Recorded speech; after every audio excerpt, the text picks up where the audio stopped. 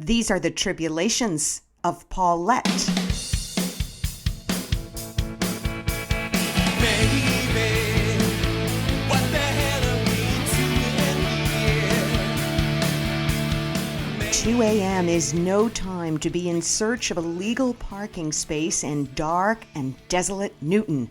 The vacant spots around the police station are marked for official vehicles.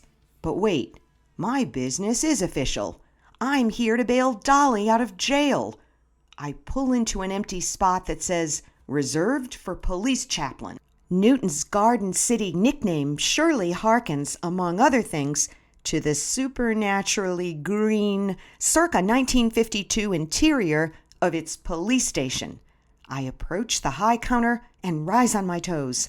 All the desks are empty, their occupants most likely tending to the massive transformer accident Dolly caused in Newton Center. Off to the side, a teletype machine, or whatever, spews riotously. A lone desk sergeant sits nearby, reading Dispatch Monthly. "Hi, I'm here to pick up my friend," I say. "Name," he says, and I tell him. He strolls over to the counter, and I wonder how it is that most cops look like Roger Clemens. "She's in big trouble," he says, speaking to me like I'm the one in big trouble. "Our breathalyzer was out of order, so they took her over to Watertown. She should be back in an hour or two." An hour or two? But I'm here to bail her out now. Is this going to take all night? "Might," he says. "Can you tell me if someone was with her when she was picked up?" I ask. "Oh, yeah, there was somebody with her all right," he says. "Well, is he here?" I ask, fearful that Ricky didn't give me enough 20s to bail out Bunyan as well. The officer walks over to the teletype machine, or whatever, and rips off the last page. "Know what this is?" he asks, holding up reams of paper. First draft of your novel?" I ask. "This," he says, "is a rap sheet. Mr. Bunyan isn't going anywhere. He has warrants on felonies in 3 states. He's passed out downstairs. He's even missing teeth, had to be carried in. He a friend of yours, too?" Good question. Changing the subject, I try to be chummy. "My friend Dolly, she's been through a bad divorce. This guy was her rebound relationship." I tell Clemens, the desk sergeant, about Dolly's marriage to celebrity chef Jason. The term celebrity chef confounds him. "I don't know what that is. Celebrity chef," he says. "Well, have you heard of Chopped?" "Don't go out to eat much," he says. "Haven't you seen Iron Chef on TV?" I ask. "I think it's been on for like 10 years. "No," he says. "Well, when will you call the bailiff?" I ask, switching to a more familiar subject. "Not until your friend is back in the building. You'll have to have a seat," he says, turning back to Dispatch Monthly. I walk over to the waiting area and sit on a wooden bench. I search my handbag. No iPad, no notepad, not even a checkbook I can balance while I wait. I walk back to the counter. "Say, do you have anything to read back there? Any magazines?" I ask. "No," he says. "Come on, not even a Playboy?" I say. "I'll take anything." Roger Clemens stands up and sighs as he looks around for something for me to read. He reaches into a wastebasket and hands me Gathering of the Waters Christian Magazine. "Thanks," I say. "You don't happen to have any coffee here, do you?" "Now you're pushing it," he warns. This is what I get for parking in the chaplain's spot. So, Gathering of the Waters Christian Magazine is designed to give the reader insight into how Jesus Christ is working through his people in the greater Milwaukee, Wisconsin area. After scanning the table of contents, I turn my attention to the cover story, which asks, "Is America filled with wickedness?"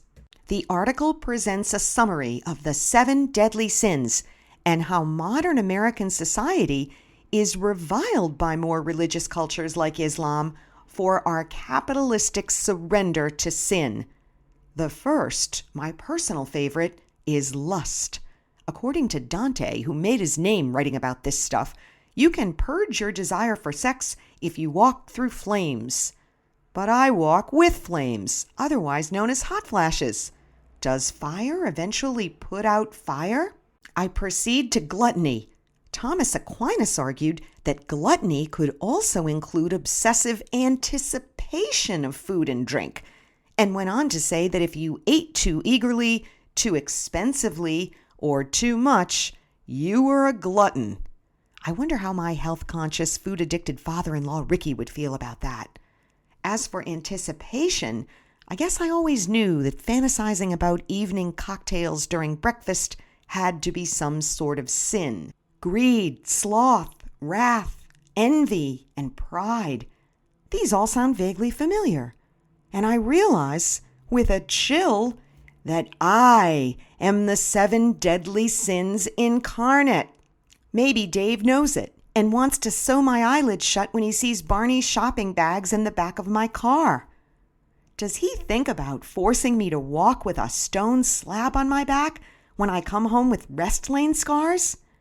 When Dave discovers me taking a nap, I wonder if he finds me slothful and wishes me to run many miles at top speed. I picture Dante holed up in his attic, quill afire, as he scratched out the punishments of the Purgatorio, while his crazy menopausal wife, bodice agape, acted up in a trattoria down the street.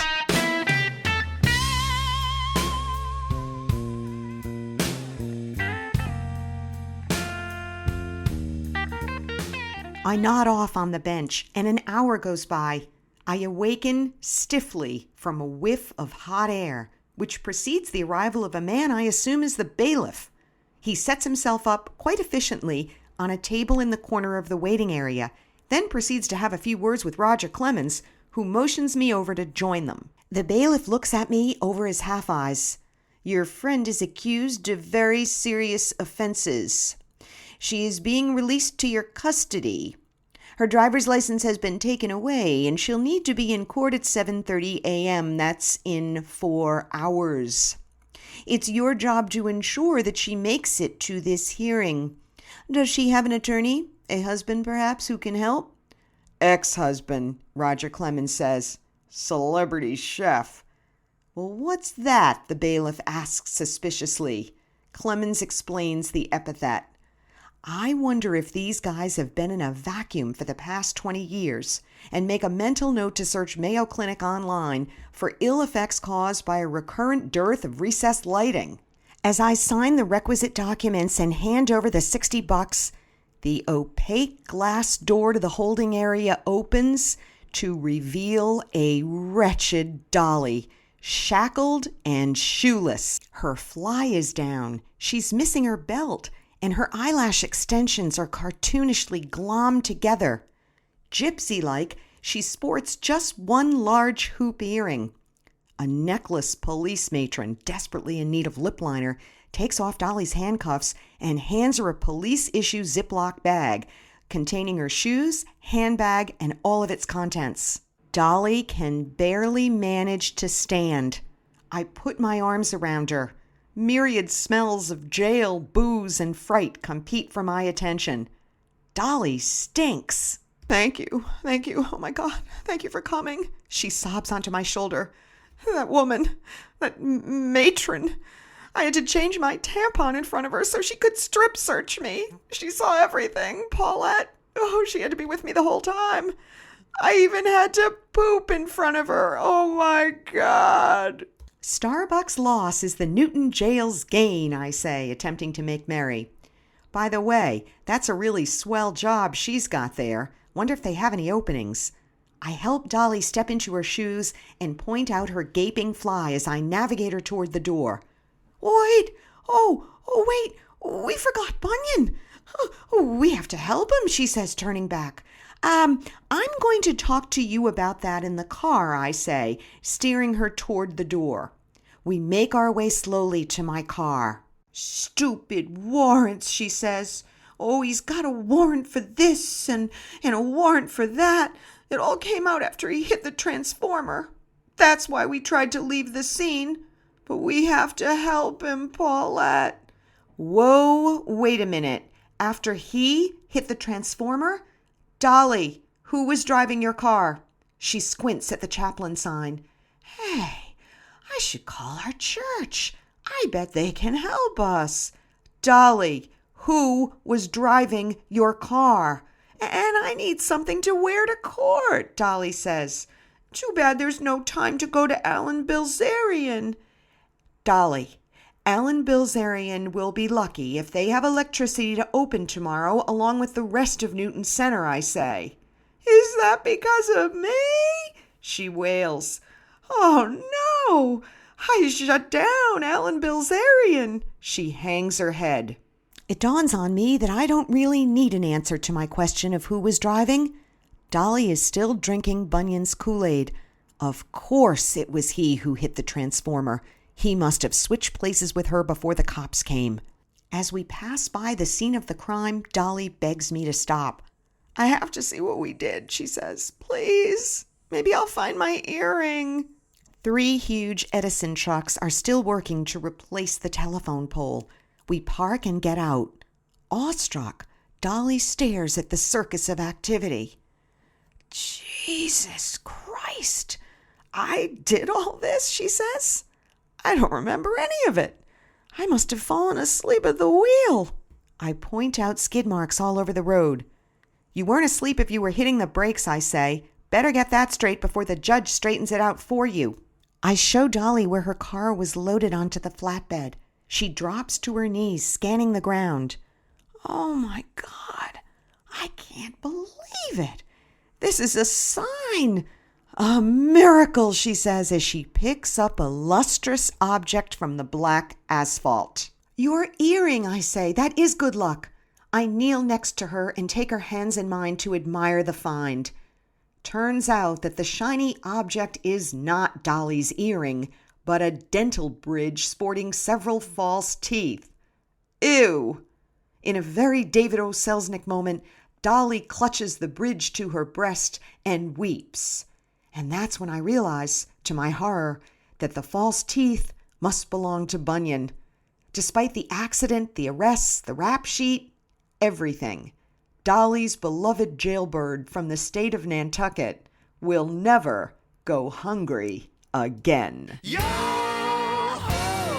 the gang's all here. This is Eric Fontana. Oh, I just might die this year. We got a hoochie coochie hoochie, and it's named after the Duke. The sidewalks itchy, getting bitchy, and it run right after you. I take my time and drink my wine when the trees they start to sway. 600 miles to the future, but I had to run away. Next time, Kangaroo Court. Till then, ta-ta.